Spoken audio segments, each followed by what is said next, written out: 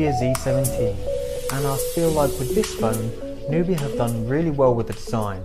It's quite slim but also a little bit heavy, and that's mainly due to its metal build. And also because of that aluminium build, it feels very solid and well made. It also gives it a cold feeling in the hands when you first pick it up. A nice looking 5.5-inch bezel-less screen adorns the front. Here there's no physical home button, instead we have this glowing red circle. On either side of that there is the back function and the task manager, which appear as two barely visible red dots when touched.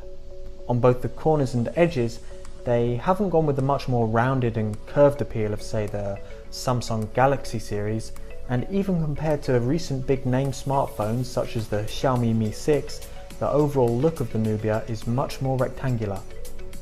The texture on the back of the phone looks great, with a matte black finish which I found did not easily attract fingerprints and other marks. Also on the back we have the brand name Nubia, and in the upper center a circular fingerprint scanner with a small shiny bezel around it.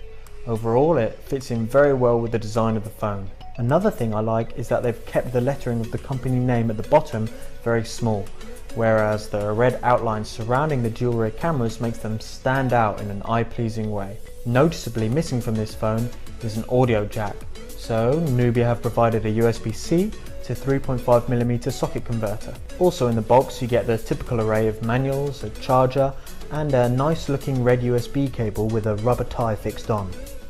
In terms of phone colour, there's a decent amount of choice here, since you can choose between blue, red, black, gold, or black with gold.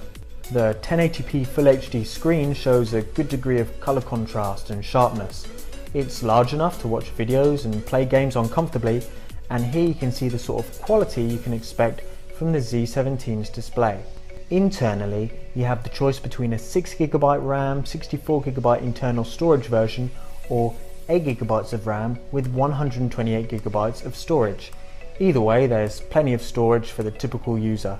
This phone is running on a top-of-the-range processor, the Snapdragon 835, and combined with a solid amount of RAM in whichever version you pick, it means that the Z17 will be running pretty much any application you can throw at it with relative ease. Not only that, but the split screen function on this phone allows you to interact with two applications on one screen at the same time.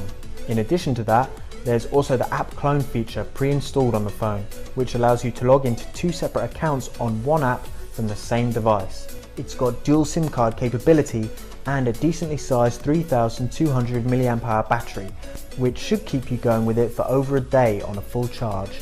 As far as photo taking, there's a 16 megapixel front camera and a 12 megapixel and 23 megapixel camera on the back, sitting alongside a dual tone LED flash.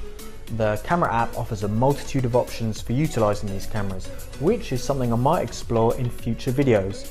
These photos are just a small example of the type of detail that can be captured using the Z17's rear cameras.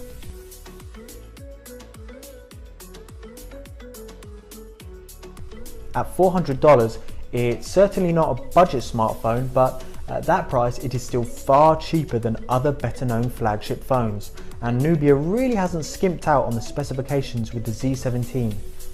I'd recommend it for someone who doesn't quite feel like splashing out on those other flagships, but still wants a top of the range phone with a smart design.